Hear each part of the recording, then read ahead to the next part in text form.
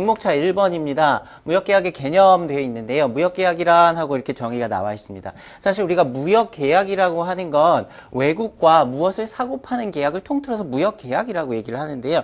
우리가 뒷부분에서 잠깐 얘기를 하겠지만 우리가 일반적으로 다룰 무역계약의 범위가 조금 한정이 되어 있습니다. 일반적으로 우리가 무역계약 관련된 얘기를 할 때는요. 국제 물품 매매 계약에 관련된 내용으로 좀 한정지어서 얘기를 합니다. 우리가 대외무역법에서는 뭐 용역이라든가 전자적 형태의 무채물 해서 형태가 없는 것들까지 포함해서 우리가 얘기를 했었는데요. 뒷부분에서 우리가 계약 쪽에서 얘기를 할 때는 이런 부분은 조금 배제를 하고요. 협의의 무역이라고 하는데 이거 전체를 통틀어서 우리가 광의의 무역 이렇게 얘기하고요.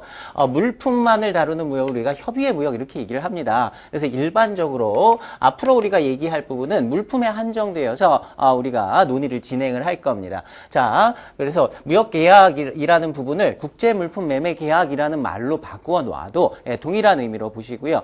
오히려 국제물품 매매계약이라는 표현을 더 많이 사용하게 될 수도 있습니다. 자, 서로 다른 국가에 있다. 서로 다른 국가의 수출자와 수입자, 사고 파는 사람, 수출자, 수입자라고 부르고요. 주로 물품을 대상으로 하는 거래를 우리가 무역계약에서 물품 매매계약 주로 다루고 있다.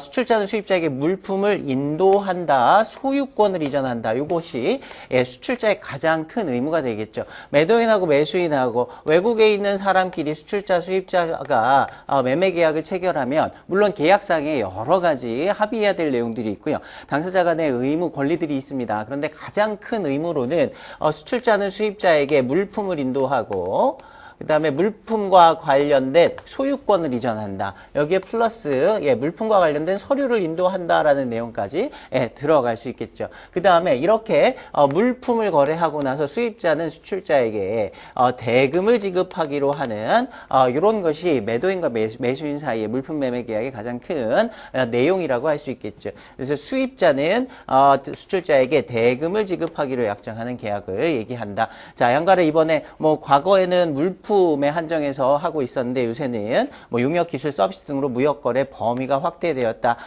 물론 물품과 관련된 무슨 용역, 기술, 서비스 이런 것들 거래를 할 수 있습니다. 특히 이제 뭐 따로 거래를 할 수도 있지만 물품과 관련된 물품을 인도해 줬는데 물품에 뭐 특허권이라든가 무슨 다른 권리들 그다음에 관련된 기술 사용이라든가 서비스 이런 것들이 다 포함될 수 있지만 일반적으로 우리가 얘기할 때는 물품과 관련된 내용들을 주로 다룬다. 이 정도 정리하시면 되겠습니다.